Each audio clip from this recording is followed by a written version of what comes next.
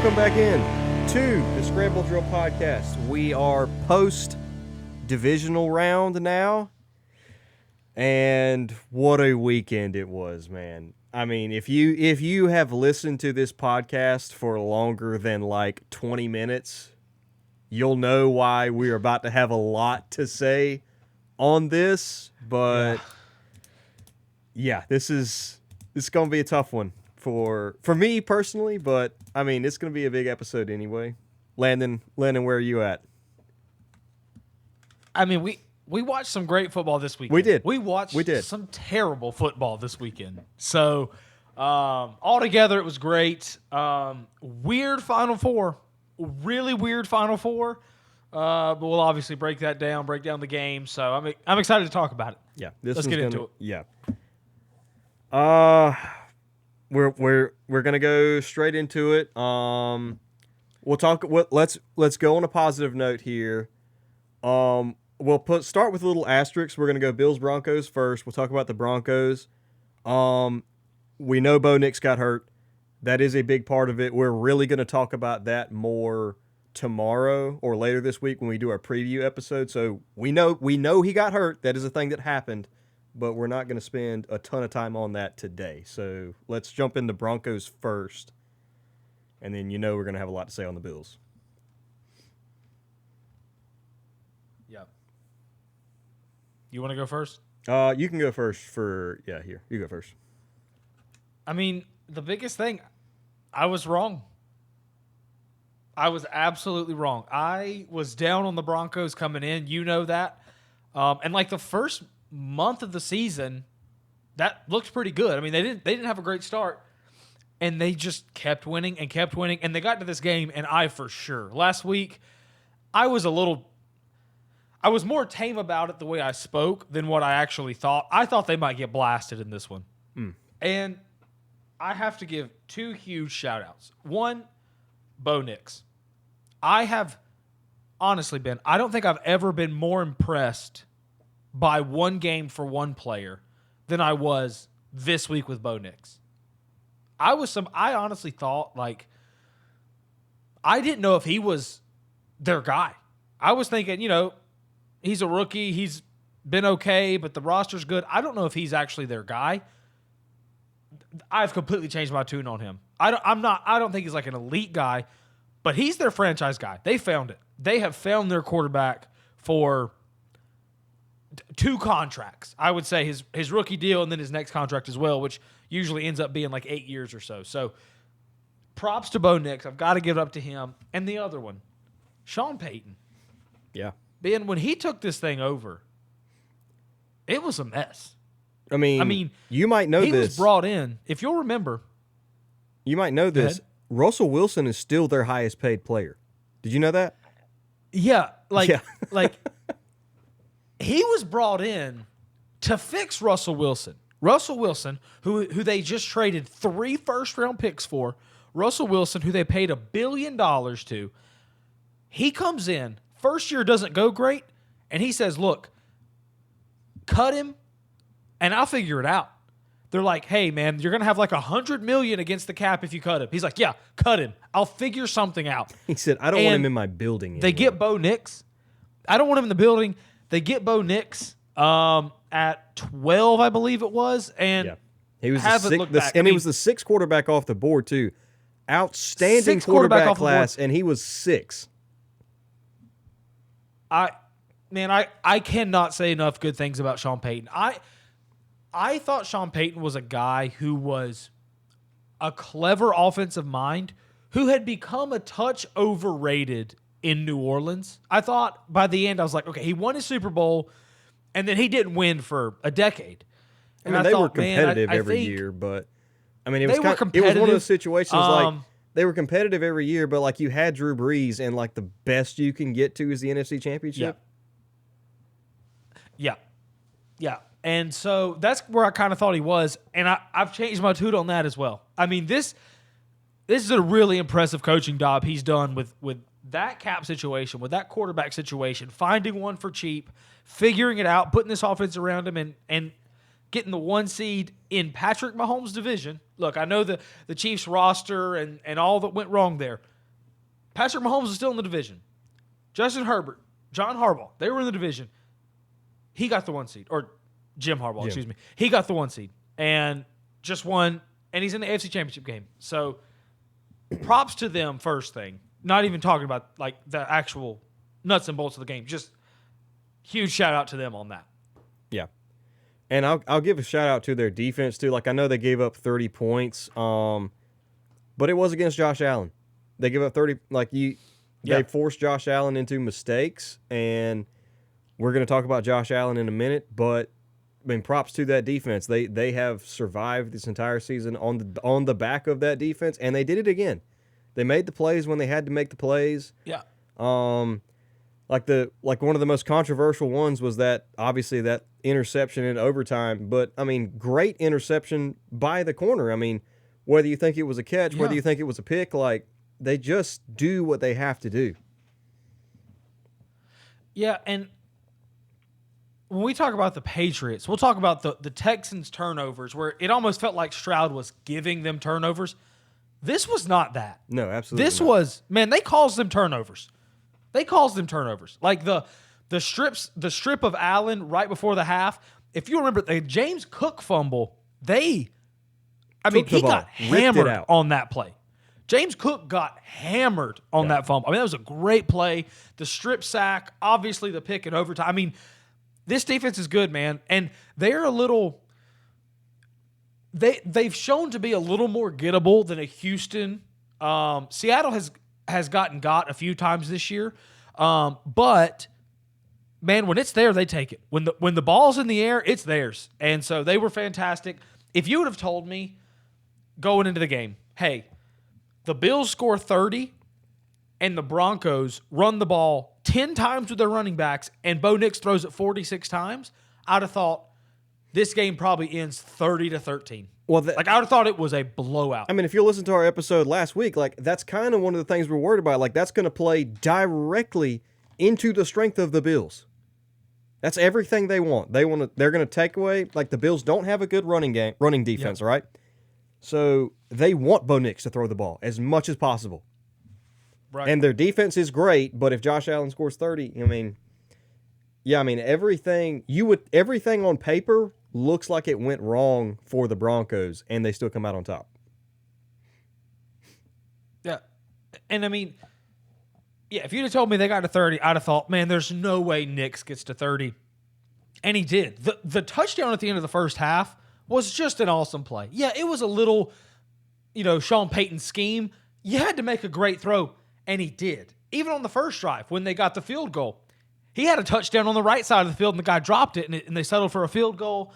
The TD to Mims at the end of the game, the final one. Yeah. That was an unbelievable throw. Dime. That was an absolute dime. That was a dime.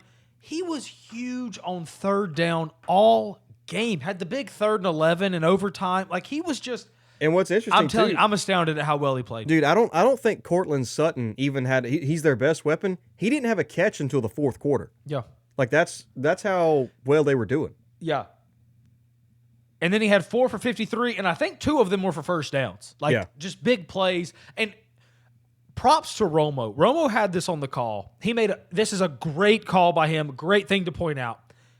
There was a moment, I don't remember exactly what moment, late in the game. It was fourth quarter, and it was a 3rd down. And Romo had this. He said, look, man, at this point, Sean Payton is out of the cool plays, is what he called it. He said, there's no more cool plays. It's on Bo Nix. He's just got to make a play. And he did, man. He picked him up with his legs, his arm. You can tell, I've not been this impressed with one performance in a long time. He was the best quarterback this weekend. And, props to him. I did not think he had it, but he did, man. He did. Yeah, and I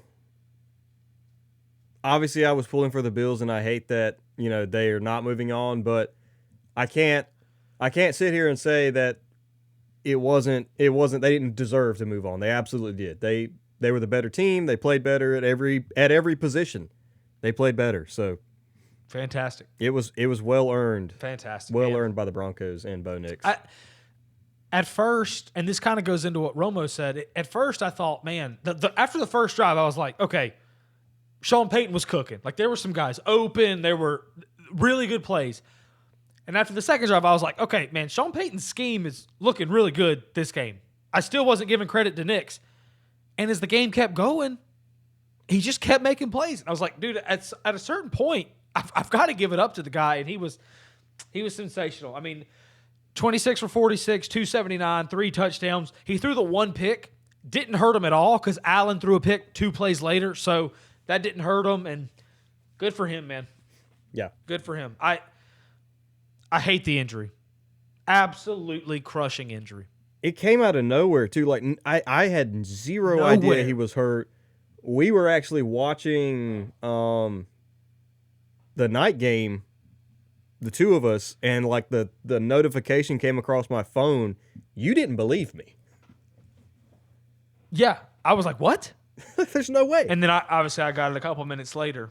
But that's a weird – I don't remember ever an injury like this where a guy wins a playoff game, no one knows he got hurt, and then it comes out 30 minutes after the game that they announce it. And one thing I like, though, I do respect Sean Payton for saying that.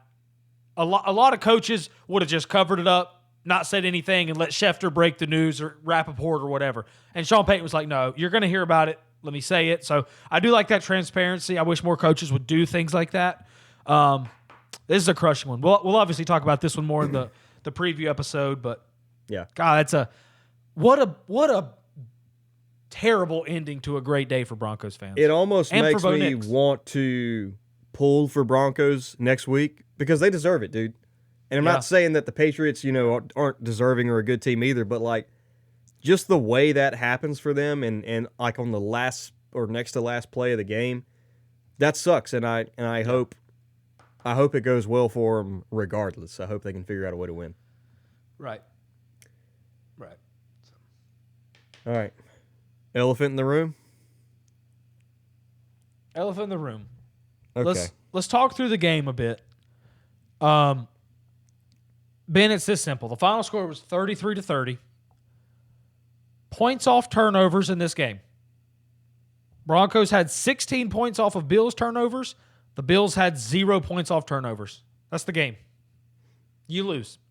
When you're on the road in playing the 1 seed, if the point differential off turnovers is 16-0, you're not going to win. I don't care what else happens. You're just not going to win. And that's the position they put themselves in. And I still think it's clear. As much credit as I just gave to Peyton and Nix, the Bills were better. Oh, yeah. The Bills were a better team. They turned it over, what I just said, 16-0, and the game goes to overtime, and they have a chance to win it in overtime. So that tells me the Bills were a better team. But you shoot yourself in the foot that many times, man, and it just, you can't overcome it. You can't. Yeah, this one, it's a bad moment, man. This stings more than any loss to the Chiefs because you knew what you were getting with the Chiefs. And the 13-second game sucks. Josh Allen takes the lead with 13 seconds. Mahomes comes down, kicks a field goal, gets the ball in overtime. Josh Allen never touches the field. That sucks. This hurt more. Yeah. Because they never had a chance in that game. They had the chance in this game. They had multiple chances in this game. They had chances over and over and over again. And I'll come out and say it. This is the worst moment of Josh Allen's career. Yeah, so let me just recap a couple moments they had, and then we'll get into Allen. So Bo throws a pick in the third quarter, and the Bills are down 6. So they get the ball, pretty good field position if I remember correctly, down 6. Then 2 plays later, Josh Allen gets baited by the safety and gets picked off. He throws it later over the middle. Huge missed opportunity. Yeah, huge opportunity. The Bills are up 27-23. With 4 minutes left is when Denver gets the ball back, and they cannot stop Bo Nix. He picks up the 3rd and 11 to Sutton. He picks up the 3rd and 4 with his legs. They go down. He throws the touchdown to Mims, and the Bills obviously come back, get a field goal, send it to overtime. But they had a 4-point lead, 4 minutes left, couldn't get him off the field. If you on remember, third down. too, they had a chance, I believe, when they kicked the field goal and Allen missed Dawson Knox pretty open over the middle. That's what I was about to say. 10 seconds left. He misses Knox. That would have been a touchdown. I mean, maybe they somehow tackle him at the 1. It really seems like it was about to be a touchdown. They missed that one. And then in overtime, they get the ball. Now, they were at the 11-yard line. They had to go a long field, but a field goal wins it in overtime, and they're not able to get it done. Obviously, the interception at the end, which we can go back and forth. I think the interception was probably the right call. At the end of the day, he did not have to throw a bomb there at minimum. At minimum, he didn't have to try to go for the kill shot there. I don't want But that's his game. I don't mind that. I don't want to because put is that his one game. all on him because he went for it all. And truth be told, like the outcome of the play was a pick. He did hit Brandon Cooks like that. I mean, you could argue whether or not the ref should have called it, regardless of whether. Like I think Brandon Cooks just flat out should have caught it. Like it was a good throw, big play, like momentum shifter. Like that one's not on Allen. Like I did everything I needed to do. The receiver just couldn't come up with the ball. Yeah. So, but at the end of the day, you don't score in overtime, and then this is where we're at. So you get the PIs at the end, which I actually had more of an issue with the PI calls than the interception call. But I get frustrated with those because I mean I don't think a PI had been called on either team the entire game. No, the refs were pretty good at staying out of this one, really. So I truly hate that. Until those last two calls. The last one was definitely PI. The one before that was a little bit controversial. It annoys me when the refs keep like if you're gonna call it early. Like it needs to be all game. It's getting called. Don't do it in overtime. Yeah, that's not fair. That's brutal. I actually thought they let the DBs play pretty physical all game. Yeah, and I'm fine with that. I really thought the refs let the DBs play physical in the Bears-Rams game. But even in this one, I thought they let them play pretty physical, and then they get a little touchy at the end. But like you said, this one, for the Bills as an organization, not just for Allen, for the Bills as an organization, this is the worst loss of this last 6-year run they've been on. This is the hardest pill to swallow, and we see that by them firing McDermott. But it's a tough one. It's a tough one for Allen, tough one for the Bills. This is just – it's hard. Yeah. I mean, like I said, I think this is coming from somebody – you know this. If you listen to the podcast, you know this. I'm a huge Josh Allen fan. That is my guy. That's my favorite player. Biggest in the world. That is my absolute dude. And I don't put a lot of their playoff failures on him. I mean, he has showed up. Yep. The only times that he hasn't really have been, I mean, maybe the very first year he made the playoffs when he wasn't the Josh Allen we know. He did not have a great game when they played Cincinnati 3 or 4 years ago, and they lost that one. Right. Every other time he's been sensational. Right. So you can't make the argument that this guy either doesn't have the clutch gene or he's just not a winner. I reject all of those arguments. That's just flat out not true. Right. And I do like you mentioned this a few times. What's the media reaction going to be? And I do think the media's been pretty hard on Josh Allen, which is a good thing. Have they? I think they've been pretty... I haven't tuned into that. Yeah. Because... there's a lot of people... My reasoning for that is like... Okay, good. My reasoning for wanting the media to be hard on him is because in the NBA, they call it a superstar test. If your team loses in the playoffs and you don't get criticism, you're not a superstar. If you get criticism, you're a superstar. It's that simple. It's the same way. Man... I have been on this train. You have been on this train. The media's been on this train. This year, I had given the crown of best player in the world to Josh Allen because the way Mahomes was playing, the Mahomes missing the playoffs altogether, Allen being there, Allen still being really good for his team, I had given that crown over to him. That's the most prestigious honor you can give a current player in the NFL. Like, that's more prestigious than saying they're the MVP because it's all the time.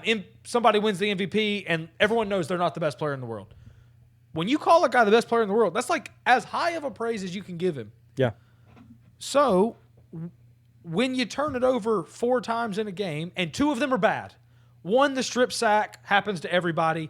The fumble before half and the baited interception. That's after Nick's pick, inexcusable. those are just bad. It's those are inexcusable. Bad turnovers. The those fumble. are bad turnovers. The fumble is truly inexcusable. Like the one right before the half, there's nothing I could say like, and obviously the interception, the one where he gets baited, is bad. I'm not giving it a pass. I get those happen. I mean, sometimes you get fooled. That fumble is completely. I don't even have words for how bad that is. Right. Even if I'm going to mention Sean McDermott a little bit. It's like 20 seconds left, and they're deep in their own territory. Just take the knee and go to half. I think that was a miserable coaching decision that they were even trying something on that play, which will contribute to why he got fired. Right. That's still stupid that Josh Allen did that. And then, I mean, is it a 10-point? No, I don't even know what the point swing on that because 3 points. But they get a field goal. You hand them 3 points. You lose by 3 points, and you handed them 3 points at halftime. Not saying that definitely would have decided the game, but you handed them that. Well, I think because the half ended, like a lot of times if it just happens in the flow of the game, you don't know how things are going to change. Because the half ended right there, I think it's pretty clear, like it wouldn't have changed the game that much. They just kicked a field goal when they wouldn't have been able to otherwise. And then that last drive where the Broncos score, they would have still been down 3. They'd have had to go for the onside kick, try to get a field goal. And so it's tough. I mean, when you're that good of a player, you kind of got to wear it a little bit. Yeah. And so this is a tough one for him. And there was other players who made mistakes too. The James Cook fumble. I don't think the Bills punted. I don't have the box score. I don't think they punted. I don't remember. The only time they got stopped was turnovers. Yeah, I was trying to think. I don't remember a punt. I'll look through it super quick. No, they did not punt. They did not punt in this game. I was thinking the same thing. I don't remember a punt. When James Cook fumbled, I mean, they were moving the ball on that drive. Every time that they got stopped was their own fault. Yeah. So a couple things about Allen and his standing. It is a very reasonable opinion to still say he's the best player in the world. Like that is a completely fair I've heard a lot opinion. of people say that as well. They're like, you have the best player in the world. Like people yesterday said the Bills have the best player in the world and they haven't gotten over that hump yet. So people still are of the mind that he's the best. I think it's a completely reasonable opinion. I don't have any problem with them saying that. But it's not a lock. No, I'll agree with that. If he would have made the Super Bowl, if he would have made the Super Bowl, it would have been no question. No question. Josh is still the best player. I honestly, gun to my head right now, I would say it's Mahomes. I know he didn't make the playoffs, and that almost should disqualify you. But I just feel like Allen didn't take it and run with it and hide with that crown. So, and there's going to be some people, I'm sure, if May wins the Super Bowl, if Stafford wins the Super Bowl, there's going to be people in those camps too. I think I'm fine with you saying it's Allen at this point, but he didn't put it out of reach for anyone else, I guess is what I'm trying to say.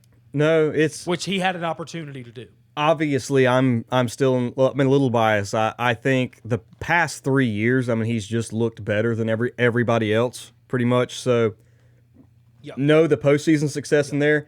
You're going to say Mahomes, and that's completely fine. I have no leg to stand on other than my eye test has told me that Josh Allen looks better than everybody else. So that's all I've got from that perspective. So there really is no argument. I think the thing is people think he is the best player, and they just things go wrong every time. So it's a weird thing because it's not a Peyton Manning thing where he just melted down in the playoffs all the time, or Rodgers the last 15 years of his career. Peyton just about always got carried by his defense every time. Yeah, so it's a weird thing. But here's what else I'll say about Josh Allen. We know how great he is, right? We know it's an eye test thing. We watch him play. It's like unbelievable. We've never seen anything like it, okay? Here's the thing for him historically, though. You cannot look at accolades and accomplishments and prove how good he is. No. You just can't. No, that's true. That's a reasonable argument. I can pull up the Pro Football Reference page, and you can look at Mahomes, and you can say, dang, 2 MVPs, 3 Super Bowls, 3 Super Bowl MVPs, and you see all these first-team All-Pros. Listen to Allen's. This is Allen's accomplishments, okay? 4-time Pro Bowler, 2-time second-team All-Pro, never been first-team, 1 MVP, 0 Super Bowl appearances, wins, or MVPs. That doesn't tell the story of how great of a player he is. And that's honestly, that's the thing resume, that's what worries me, is everybody right now, everybody in the media, everybody who, watches football, plays fantasy football, whatever, can look at it and tell you, oh yeah, that's the best quarterback. But in 10, 15, 20 years, that's not what people are going to remember. That's exactly right. Because they haven't watched him since then. That's exactly I'm always going to know that. So that's going to be my measuring stick for Allen. I mean, obviously the bias, my favorite player, whatever have you, I want him to win one. Because I need, for my own personal selfishness and for Josh Allen, I want that on there. I want that hardware to see, look at my plant. See, that dude was that guy. Right. And getting the MVP last year was big. But, I think of a guy like John Elway. Mm-hmm. People tell me, when I talk to people who saw John Elway play, they're like, dude, I'm telling you, there was nothing like him. He walked on water. This dude was elite. He gets 2 Super Bowls at the last 2 years of his career.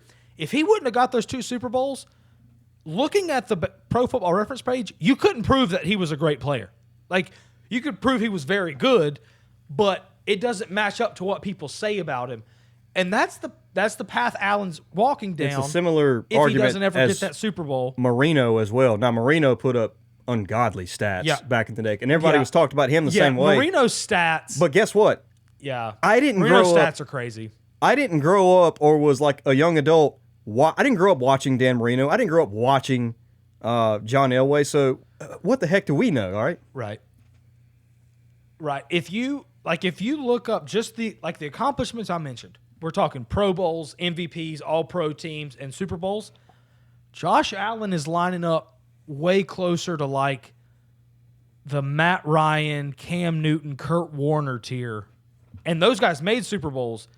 And I know he's better than all those guys. You just can't prove it by looking at the Pro Football Reference page. I grew up watching Matt Ryan, Cam Warner, and Cam Newton and Kurt Warner. I grew up watching all those guys.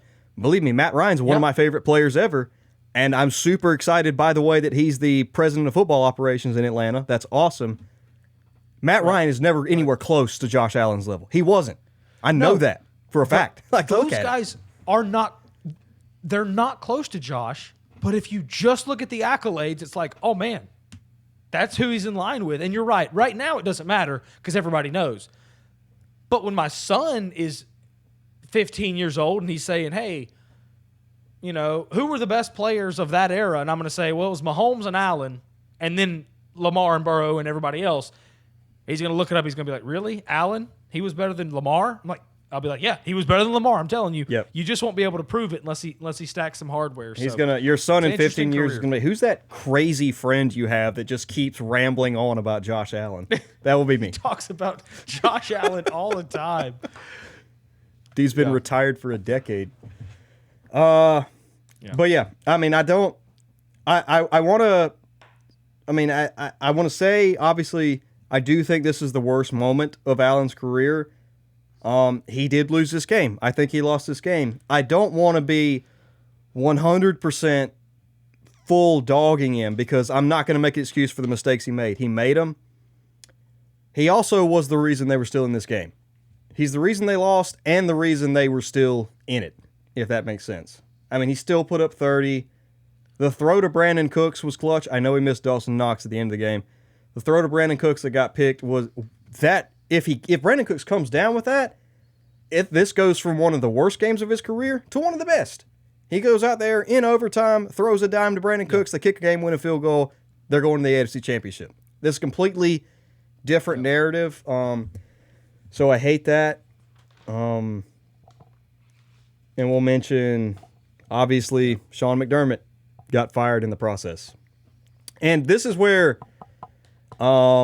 people in the media have really been dogging Josh Allen, I feel like, is they're like, dude, Sean McDermott got fired over this. I don't think Sean McDermott got fired over this. This has been a long time coming for Sean McDermott. I'm going to touch on Brandon Beane, too. This wasn't the game that got McDermott fired. I think he's been in hot water for the past few years, not getting to it. And it sucks a little bit for McDermott for the same reason we were worried about Josh Allen going into this playoff, is they didn't have the best team.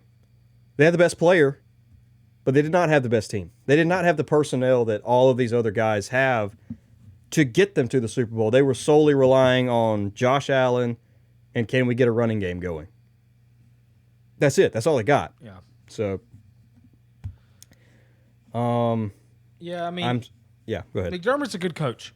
I think he is a good NFL coach, but the stat, there's never been a coach and quarterback to win a Super Bowl who didn't do it in their first 5 years together. It's never happened in the history of the NFL.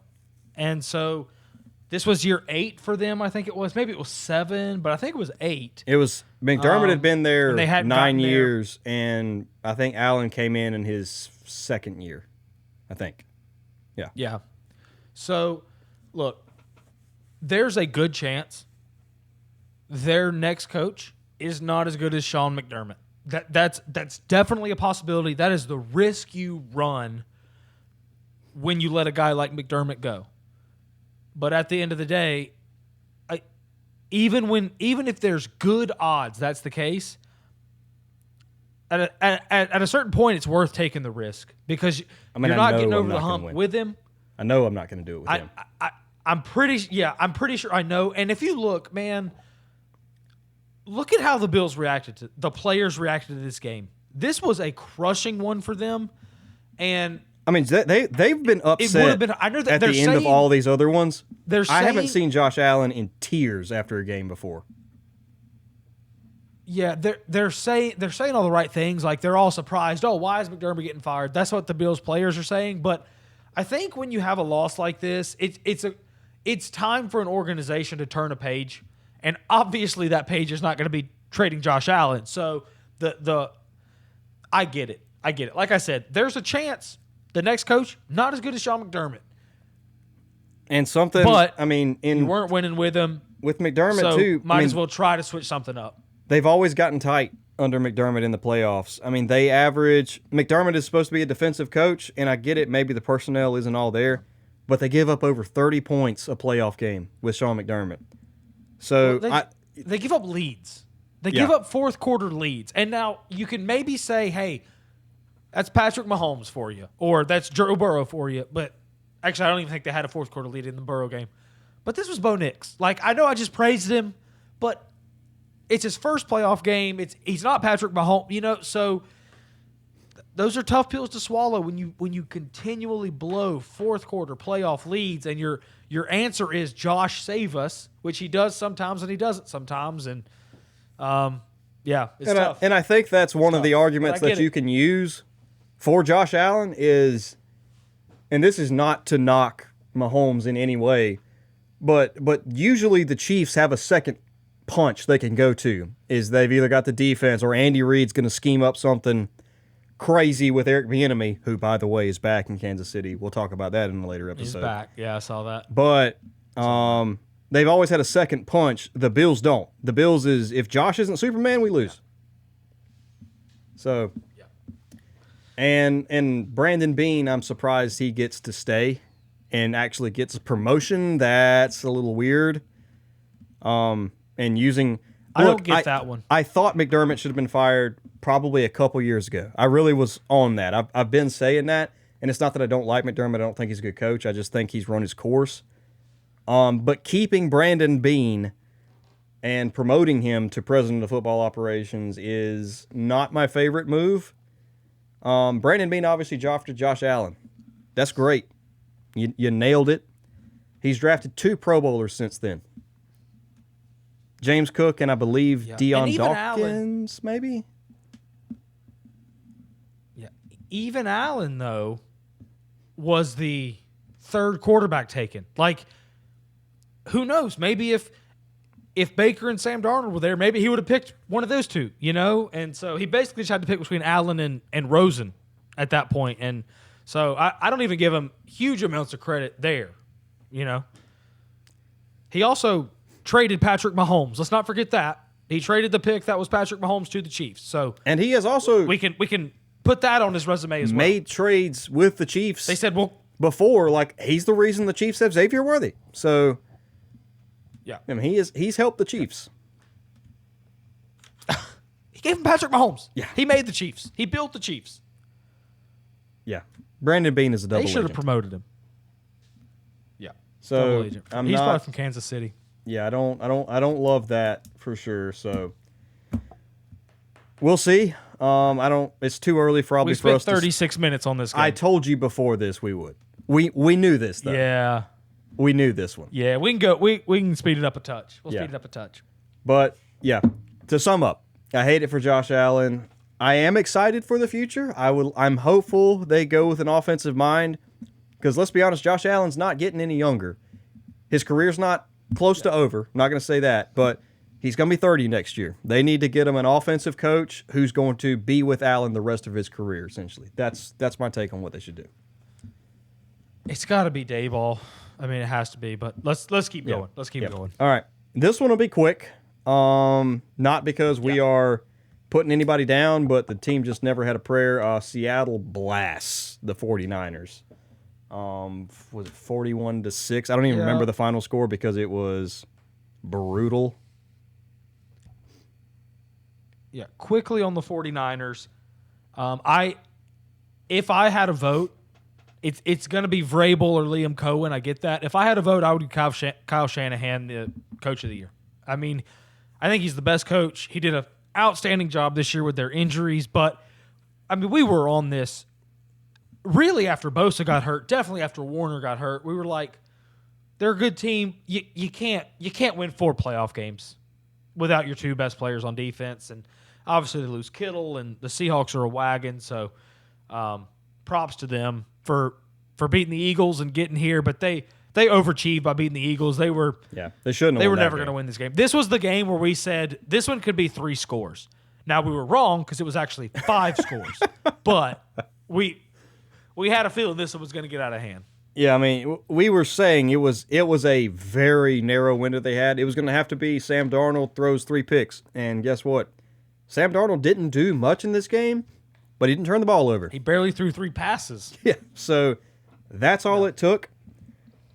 I really got nothing else on the 49ers side. I mean, I do, props to Shanahan. It turns out with Christian McCaffrey and Brock Purdy and then a team of straw men, that only gets you to the divisional round, apparently. Yeah. Yeah. Yeah, and the Seahawks side, dude, they're good. That defense, honestly, this game looked like 2015 SEC school playing a FCS school. Yes. They just looked faster. That defense is fast, man. Like, you notice it in college when you're watching a game, like when a team's got a bunch of 4 and 5 stars versus a bunch of 2 and 3s, and you're like, you can see the difference on the screen. That's what it looked like in this one. This team's good. And as long as if it gets to the point where Sam Darnold has to save them, we'll see what happens, right? I want to give him his props for this game. Played clean. He's got a Great. playoff win. We'll see what happens if it ever gets to that point. But, dude, it might not even get to that point with this roster. They're really good. Yeah. No, this was fantastic all around. The only thing that I could see as like a negative, and I don't necessarily know it's that bad, is Zach Charbonnet has an ACL injury, which we were watching the running back usage earlier, just kind of making jokes. I hate that for Zach Charbonnet, but they can also survive this because they haven't. Sucks for him. Yeah. Especially coming up, contract year for Zach Charbonnet. We'll see how that ends for him. But as far as this playoffs go, obviously they can survive this because they have a more than capable starter in Kenneth Walker, so they'll be okay. Right. Right. And I feel even a little weird saying this, but like you don't ever want to lose a guy, but that was probably like their most losable position is running back because they have two really good ones. So this team's good, man. We'll talk much more Seahawks in the preview episode, but this one was over after 10 seconds. They scored 7 points in the first 10 seconds, and the Niners never got to 7. So they're good. I mean, what did we say in the preview episode? I think if Seattle gets to 20, this thing's over. Well, they got to 41, so they were okay. They got to 7, and it was over. That's all. So they could have called it right there. So, yeah. Yeah. So. Hold your head high, 49ers fans. I mean, that's more than impressive what you did to get here. And Seattle, we'll talk about it in the preview episode, but dadgummit, they might be my pick to win the whole thing at this point. We'll see. Patriots, Texans. Where, Landon, I'll let you tell me where you want to go first here because there's a lot to talk about in this one. So a couple overview things. About the third quarter of this one, I was really missing Mahomes and Burrow and Allen and those matchups. Okay, you say that, and this was ugly. Genuinely, I want to just take like a quick second because Rich Eisen said on his podcast, he's like, all you Chiefs haters and Chiefs fatiguers, you're gonna miss them.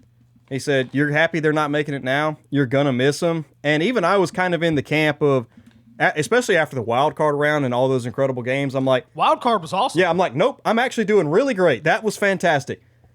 And I never thought I'd say this, but dang it, I miss the Chiefs. I miss Patrick Mahomes. Dude, I miss him. This was ugly. This was ugly. And this was a game where one thing that gives me a little pause for the Patriots, I'm going to talk Houston first, but this goes both ways. This goes for both quarterbacks. These guys look like the cold got to them. Dude, the weather played a huge factor in this one. Stroud looked deer in headlights. Genuinely, I've seen him play a bunch of playoff games. I've never seen him look like that. I honestly think it was the cold. Because he's never played in... I mean, it was cold in Kansas City last year. It was a little bit cold in Baltimore when they played. This one was rough, and it looked like his footing was off. He couldn't handle the ball. The ball slipping out of his hand. We saw that last Not week. to mention all the terrible reads. And then May fumbled. It felt like May fumbled 100 times. Now, they recovered a bunch of them, but it felt like the cold got to him as well. So weather played a huge factor in this game. But obviously, the story for the Texans is your quarterback throws 4 picks. I mean, in the first half. Yeah, this wasn't Josh Allen. All of them had 4 turnovers and still was pressing to win that game. This was abysmal, dude. Dude, and all of them he had faults in. I mean, there was nothing like one tipped off a receiver's hands, but it was a terrible throw. Like it was way high, and it just. This was ugly. And after the third one, I text you guys, and I said, if he throws one more, I would bench him. I was seriously, like, starting quarterback, this is your guy, this is your franchise guy. I would sit him on the bench. And I was talking to my brother about it, and he was like, yeah, but they were still in the game at that point. And I said, that's why I would have benched him. Because they were still in the game. They still had a chance to win. That's the reason I would have benched him. He throws the 4th, which was just a terrible ball. I mean, that one looked like it literally slipped because of the cold to me. He gets picked, and then they obviously stuck with him. But dude, some of it was just like decision making, like the one where he's falling out of a sack and just let's just underhand it into the middle of the field. I mean, I don't want to hear where everyone is standing. I don't want to hear CJ's still a young quarterback. No, you know not to do that when you're 7 years old. Yeah. So, I mean, this was a really bad look for CJ. I mean, this is the type of game that is going to be hard to forget if you're Texans fans. Like, next year, let's say they go out there and they go 12-5. They're in the divisional round. Or they win their wild card game, which they do every year. The Texans have never gotten past the divisional round, ever. And so you win that, and then you're playing in – it doesn't matter who you're playing. You're playing somebody, and it's going to be 36 degrees. How do you feel? I don't feel good. Let's assume that it's a similar field next year. You're either going to Kansas City, you're going to Buffalo, you're going to New England again, you're going to maybe Cincinnati. Baltimore gets cold this time of year. It's none of these are good options. This is one of those that, like, I mean, it changes it changes the way they look at you because, the problem is the defense is so good. Oh, it's unbelievable. Like, we'll talk about it for Drake May, but they gave him headaches today or that game. If the Texans had the seventh best defense, they were really good and they could get after the passer and all that. That would be one thing. Dude, this defense, this is a Super Bowl defense if I have ever seen one. I don't think there's been a defense this good. Like, even Philly last year, as great as they were, I don't think they were this good at every level. I mean, this team, pass rush, linebackers, defensive, I mean, they have everything. I mean, it's the same thing as Seattle, too. Like, in their second level with their safeties and linebackers, they're so much faster than the other guys. So much faster. Yeah. Yeah.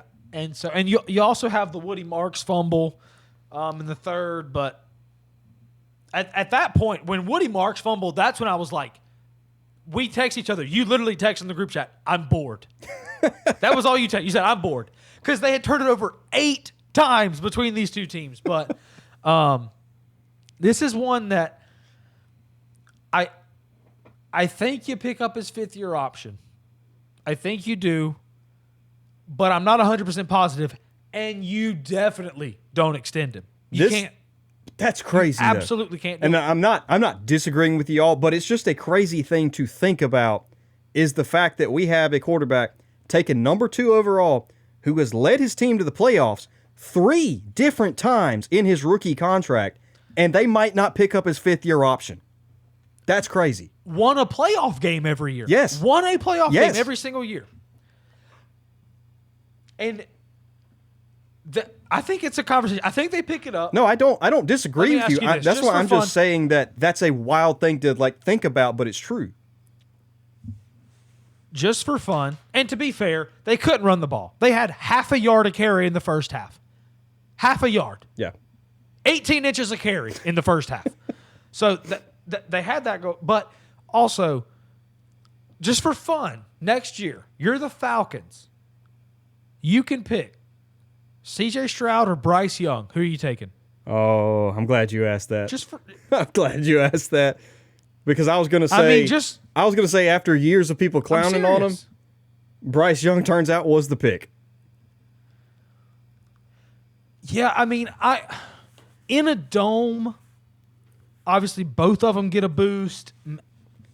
I could see either way, but I wouldn't. Dude, I wouldn't disagree if you took Young. I'm not kidding with you. I've watched multiple Carolina Panthers games this year. Bryce has impressed me more in all of those. Like, we talk about physical limitations. To be fair, like Bryce looks the same to me. Like, I don't see any major gaps. To be fair, he turns into Tom Brady when he plays the Falcons, and those are 2 of the games you watch. So you got to throw those out. Those don't count. Okay. What about the when 2 games against Falcons, the Rams? He's Brett Favre. That's true. That's true. No, that's what I'm saying. So that's why I wanted to ask this question. But how about I give you the craziest stat of this game? I'm going to say this stat, and I don't think you'll believe me, but it's true. The Texans scored more points off turnovers in this game than the Patriots did. Honestly, the only points I believe that. You want to know why? Because of the Texans' defense. The only points the Patriots scored off a turnover was the pick 6. Every other turnover Houston had, the Patriots got 0 points out of it. Isn't that crazy? That's crazy, but honestly, I believe it after watching that game. One, that's obviously a big. That obviously shows how good that defense is. But 2, that's one thing that gives me a little pause about the Patriots and these 2 wins they've been on. So let me start with the good for Drake May, right? The 4th and 1 touchdown to Douglas. It was a big catch and run, but that was a big play. Like, he picked up the first down anyway, and then obviously Pop makes the great play and scores. That was great. He had a huge drive in the second quarter. The one where he threw the touchdown to Diggs, that was a great play by Stephon Diggs. He had a couple big third downs in that drive. And then the Boutte touchdown. Like, that was an awesome throw. Better catch, but awesome throw by Drake, right? Yeah. So he finishes with 3 touchdowns. And I think at some point in the second half, he realized, dude, if I just don't turn it over, we're going to win. If we just punt every time, like there were a lot of 3-and-outs in the second half. I think he just said, let's just punt it and we'll be fine. It's the same thing that happened against the Chargers. Now, some of the bad. We'll be fine as long as I don't screw up. So he had all those good moments, but also he has a fumble in the first half that is basically on the goal line that his lineman luckily jumps on. That could have changed the game. He has a fumble while diving for the first down. Like I said, the weather got to him too. It looked like he couldn't hold on to the ball. It looked like it was harder or slicker. I don't know what it was, but he struggled with that. Bunch of 3-and-outs. He had a third fumble with 30 seconds left in the first half that would have given the Texans another field goal probably that his offensive lineman jumped on. I don't care about the Hail Mary pick, but then he has another strip sack in the third quarter. He fumbled 4 times. Yeah, Will Campbell having 2 fumble recoveries is crazy. We can't have it. Like, if the ball just bounces a different way, this game looks a lot different. And honestly, the Texans kept turning it over, and I kept looking up in the first half, and it was a 3-point game. It was a tie game. It was a 5-point game. The Texans were winning at one point, and I'm like, what are the Patriots doing? How are they not? He threw 4 picks in the first half, and it was a close game. I was like, what is going on? But obviously they come away with it in the end, but they're in the AFC Championship game. What do you want me to say? Yeah. They made it to the championship game. This one's tough for me because I want to give credit where credit is due because Drake May put up an MVP level season and has played great all year. Yeah. But at the same time, I mean, what do you want me to... They've played the easiest schedule in a century. Their path to the Super Bowl was a hapless Chargers team that had 0 chance of moving the ball. Would you believe it if I told you I thought Justin Herbert played better than C.J. Stroud did against them? And now the next quarterback they're going to face is Jarrett Stidham. I mean, it's going to be so hard because I want to be able to give them their props, but I've never seen anything like this before. So a couple things. One of the reasons I think Stroud struggled so much is because he kept trying to throw these short and intermediate passes. And I texted in the group chat, Vrabel just said, we're not going to have any safeties deep. Like their safeties were playing 20 yards off the ball. And in the NFL, they play 30 and 40. Like the snap comes and they're 40 yards downfield. Vrabel said, nope, they can't beat us over the top. We're just going to keep them all in. And obviously they couldn't beat it. But on the schedule side, look, it is a historically easy schedule and a historically easy path to the Super Bowl. There's no doubt about it. But here's the thing. Now that we know their opponent in the AFC Championship game, none of that matters. It doesn't matter what their schedule has been. The whole reason it's a negative for a team to have an easy schedule is because you can say, well, eventually you're going to have to play this team, or eventually you're going to have to play this quarterback, or eventually you're going to get tested in this way. They're just not going to. They're just not. Their next test is the Super Bowl. That's it. Like, look, they could lose. They could lose to the Broncos. We're going to talk about that next week. That is a losable game. But at the end of the day, their path to the Super Bowl at this point is the Broncos without their quarterback, with Jarrett Stidham as their quarterback. Sometimes these seasons just happen. And sometimes it's just like teams have really lucky paths to the World Series or the NBA Finals or the Super Bowl or whatever, and they've lucked out. And it's crazy because they just came off a 20 freaking year dynasty, and now the first year they're good, they get this path to the Super Bowl. It's crazy, but the schedule stuff at this point, it just doesn't matter. It doesn't matter who they played because they're not going to get tested until they are in the Super Bowl. Yeah. It's crazy. And if they lose this Broncos, well, we'll talk about that. We'll talk about that next week. It'd be a big loss. It's a losable game. It's a losable game, but it's just crazy that this is their path and that the schedule is not going to hurt them. We thought all year, oh man, this easy schedule, that's going to come back to bite them. And and give them props. Like, give them props. They had to at least catch the passes CJ was throwing to them, right? Like, they could have had 8 picks in this game. Like, 4 was low for some of those throws. Yeah, right? I'm actually disappointed in the Texans defense for not having more. Yeah, the Patriots defense. Yeah, they could have. Patriots defense. But it's crazy. Yeah. It's crazy. So I said last week, if Drake May wins this game, he has a claim that he's the 4th best quarterback in the world. I can't say that. Not with this schedule. After seeing it, after watching it all unfold, I can't see that. Now, if he comes out and has a great game and makes the Super Bowl, yes. But at this point, now Patriots fans will tell you he is. Patriots fans will tell you he's the best, right? I would expect nothing but else. Looking at it objectively, no team is going to sit here and say my quarterback's not the best. Right. Looking at it objectively, I don't see any world where you could say he's better than Lamar. No. Right? Maybe if you want to argue Burrow, because we haven't seen him in the playoffs in 3 years, but I can't.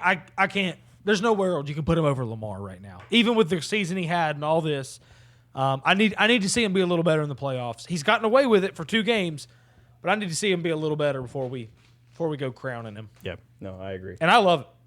His brother is on this puzzle behind me. His brother is right here. Okay? I love it, but I just can't. Whole May family. All right. I love all of them, except that one brother that went to Florida. Screw him. The rest of them I love. All right. We have one more game to cover. We won't go into this, but I just saw it and I got really excited. Mike McDaniel is going to be the offensive coordinator for the Chargers. Really? He is signing with the Chargers. That just came across my phone like 10 minutes ago. Oh, that's big. That's huge. That is big. But we don't have time to cover that right now. The excuses are done. We don't have time to cover that right now. The excuses are done for Herbert. Oh, yeah. They're done. Get him a weapon. He needs one I don't weapon. want to hear him. Okay. Oh, come on. But we don't have time for that. It lasted 2 seconds. We don't have time for that. All right. Rams, Chicago. Another overtime one. Yeah. Another absolute stunner of a game. Yeah. This one kind of was a little bit boring for chunks of this game. So, for chunks it was. I thought so the weather played a factor in the Patriots game in that I thought the quarterbacks looked like they didn't know how to handle it, right? This game, I think it played a factor. I don't even think it was throwing the ball. I thought it was the footing. I thought there were several times where nobody was slipping, but guys just looked uneasy out of their breaks. Like Puka's routes did not look as crisp in this game, and I thought it was advantage defensive back in this game because of the footing, which is rare. Lots of times when the footing's bad, it's advantage receiver, but that's what I saw in this one. But I think we start with the Bears. Yeah, I mean, is that good? Yeah, we'll start with the Bears. Start with the Bears? Okay.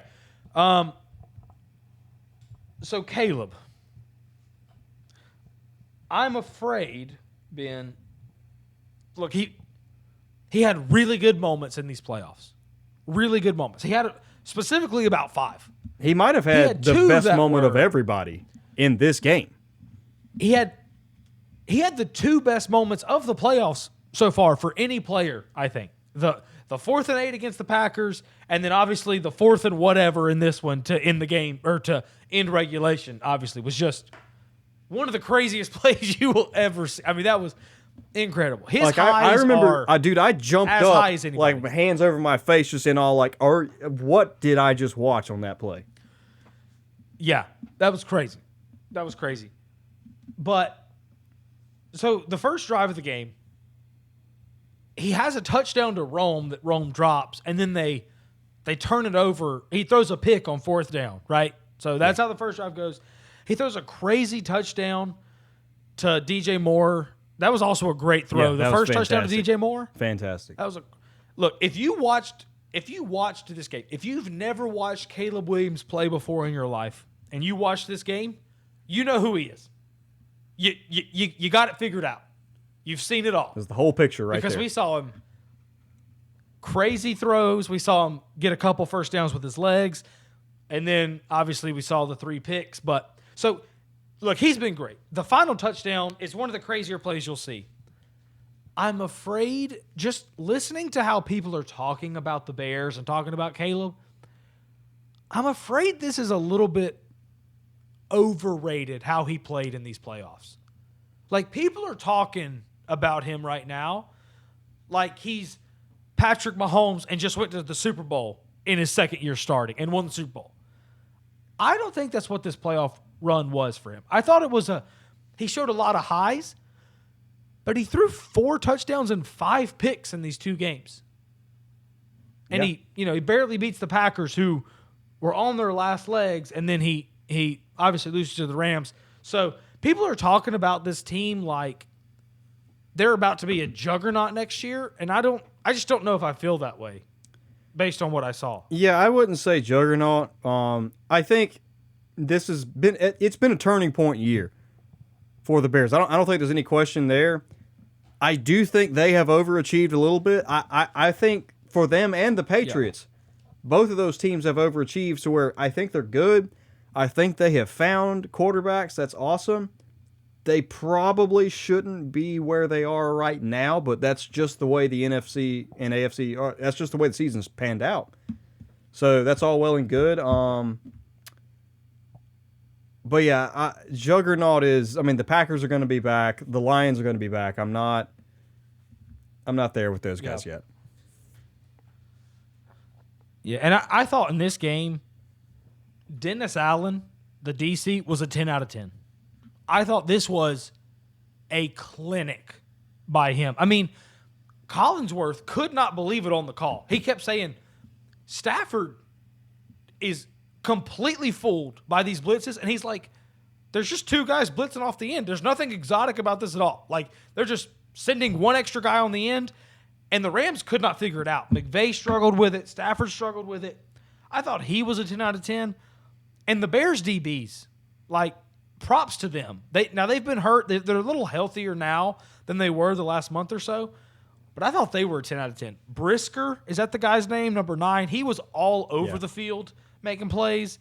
I did not think they were going to be able to slow the Rams down as they did, and I think it was because of Dennis Allen with the blitzes he was drawing up and how well those DBs played. So hats off to them for that. Yeah, absolutely. I didn't think this was Sean McVay's best game as a coach. Like, he just didn't call a great game, in my opinion. Yeah. Yeah, so that was a big point of and McVay actually, I think, came out and admitted that. He said, dude, I did not coach a great game. He got out-coached. Yeah, he did. Yeah, Dennis Allen. And if you saw them, like, he went up and greeted Dennis Allen after the game on the field. I don't remember exactly what he said, but he was like, we had no answers tonight. Like, we could not figure. He basically said, we couldn't figure you out. He said, you kicked our butts, is what he said. You absolutely kicked our butts. Yeah, you kicked our butts. And Collinsworth, this dude, I thought he was going to fall out of his chair. He was like, guys, they're just sending an extra blitzer off the end, and they just never figured it out. I will say this. One way the Bears can become really, truly scary in the NFC, to me, Ben Johnson, he likes his Jared Goff type, right? That's what the offense is designed for. If he can get a little more comfortable letting Caleb use his legs, like I thought some of their best offense was when Caleb was not even just scrambling to throw, scrambling to run. Like, he had a couple big third downs in this game. And I feel like Ben's reluctant to do that. If he can get more comfortable doing that and Caleb can get a little more accurate on the layup throws, this team could really be dangerous going forward. But they've got to bridge that gap, those 2 gaps somehow to really become like established, like, favorites in the NFC. Yeah, I agree with that. I don't think, like you said, I don't think juggernaut is the word, but I do agree they are one or two cleanups away from the NFC running through Chicago. No, I don't. I'm not labeling them juggernaut next year. I don't even know if they're the favorite in the division. But there is a path to where the NFC can run through Chicago. Yeah. No, that's true. So That's true. And man, I thought Ben Johnson, he's aggressive. That's what he does. He goes forward on fourth down. And really, if you look back at these two playoff games, there was a lot of them they didn't pick up. There was a lot of fourth downs that they turned it over, or Caleb threw 2 picks on fourth down, which, I mean, if you're going to throw a pick, throw it on fourth down, right? Because you got nothing to lose at that point. Matter. But they turned it over on with 3 minutes left on like their 2-yard line. Remember, it was like they got first and goal, and that was on third down, DeAndre Swift. That was where he like tried to hurdle somebody and got hammered, right? And then they missed the pass. And by the way, last week I said Puka's touchdown when he lined up at running back, I was like, that's unstoppable. Nobody can stop that. Well, the Rams actually stopped it. They lined up Luther Burton right there, and they stopped it. Yeah. So I was wrong on that one. I'll take the L on that one too. But maybe it's just Puka. Puka's really good. Maybe it's just Puka. Great season from the Bears. I know you don't want to lose this way, but it was this is all you could ask. Well, I think if you told Bears, all you could ask. We talked about it a couple weeks ago when they were playing the Packers. They're like, if you told me you make the playoffs, Bears fans would take that. You don't want to lose the Packers in the playoffs. But if you told me, hey, before the season, you beat the Packers in the playoffs and you lose in overtime to a stacked Rams team, they're like, I'll take it. So, yeah, this was a very successful season and a ton to build on. Yep. On the Rams side, do we have a ton? I know we talked about, or at least I kind of talked about McVay's play calling. Didn't love that. They couldn't figure out the Bears' defense, but I mean, other than that, just a couple things. One, I thought they kind of got a little bailed out by a couple Bears drops and missed opportunities, just little missed throws by Caleb. I thought the Bears could have scored a lot more points if they wouldn't have dropped so many passes and Caleb wouldn't have missed so many throws. But the thing I loved about Stafford in this game, look, Stafford did not play great, right? If I was a coach of a team with a young quarterback, even a Ben Johnson with Caleb, Dan Quinn with Jaden Daniels, Drake, Bo Nix, any of these young quarterbacks, I'm telling them to watch Matthew Stafford in this game. Because in this game, they were terrible on first down, right? They refused to run the ball on first down. They were terrible. They didn't run it effectively, right? But what did they not do? They didn't have a bunch of penalties, and Stafford didn't turn it over. He didn't turn it over. They were not effective, right? They were awful on first down. They had a lot of 3-and-outs, a lot of disappointing drives. They shot themselves in the foot a lot. But he never turned it over. He just said, and I think they got a little conservative. I don't know if they were thinking, hey, Caleb's been spectacular. He's not going to do it to us. Well, he actually did do it to you at the end. But I think they just said, hey, at a certain point, I know he's great. He's going to make the mistake. And he eventually did in overtime. But that was the key for me. Stafford, a lot wasn't going right. And maybe it was the footing, maybe it was the cold, I don't know. But he didn't turn it over, and that was the difference. If he would have turned it over even once, they probably lose. Definitely if he would have turned it over twice, they lose. So props to him for that. But this is a guy who's been there before. Been there before. Seen this movie a time or two. Yeah, one other thing I noticed. They had a big fourth down. I don't remember if it was in the fourth quarter or in overtime. I think it was in the fourth quarter. They had a 4th and 1. And I've been watching them a lot recently. They've been terrible on 4th and 1. They always just run Kyron right up the middle, and he runs right into the line. This time they ran a jet sweep to Puka, and he didn't have a big play, but he picked up the 4th down. I feel like that's one that McVay's been sitting on for a few games now and pulled it out right in the biggest moment. So that was a little Andy Reid-ish there from Sean McVay, pulling that one out at the end. And then we're going to give Caleb a lot of credit for his throw. The Stafford throw to Devontae in overtime on the sideline. That was a special throw as well. Yeah. Not a lot of guys making that one. Yeah. Yeah, no, that's Not a lot of guys. I don't know making if it's quite the same one, but it was a little bit of the Aaron Rodgers to Jared Cook, if you remember that one. Yeah. Yeah. Big Do moment. I remember that one? Yeah, you do. So Do I remember that one? yeah. Yeah. So let me tell you what happened though in this overtime. It's 1-10. We got enough time. So it's overtime, right? The Bears are driving, whatever. The Bears got the ball, and if they score, the game's over in overtime, right? I'm in the living room. My daughter, who's asleep, she's like 2 years old, wakes up. My wife goes in there to calm her down. All right? She calls for me to come get her back to sleep. My daughter calls for me. And I'm not going to lie, Ben, that was the first time in my dad life where I thought about saying no. I mean, it's overtime. It's happening right in front of me. It's time, right? And so I'm like, I thought about saying that, but whatever. I go in there. I tell my wife. I pause the TV. And I got a smart TV. And I just said, hey, just don't let the screen go black. Because sometimes if the screen goes black, when you turn it back on, it just goes back live. So I said, just keep it open. Don't let the screen go back. So I go in there, put my daughter down. I come back out. The TV's not paused. And all I see, the last play I saw before I went in with my daughter was Caleb scrambled to pick up a 3rd and 4. So it's 1st and 10 Bears for all I know, right? I come out, the TV's not paused, and all I see is Devontae Adams catching that pass on the sideline. That's the next thing I see. And I look at my wife and I'm losing my mind. I'm like, what's going on? What's happening? Why is it not paused? What did you do? You know what her words to me were? You know what her words to me were, Ben? I'm fascinated to hear this. Nothing happened. That's what she said. Nothing. She said, I was watching, nothing happened. I said, a different team has the ball. What do you mean nothing happened? A different team has the ball. She said, yeah, but nobody scored. Obviously. Like, just because nobody scored, that doesn't mean nothing happened. What are you talking about? And this isn't the third quarter of a week 3 game, okay? You understand me? Yeah.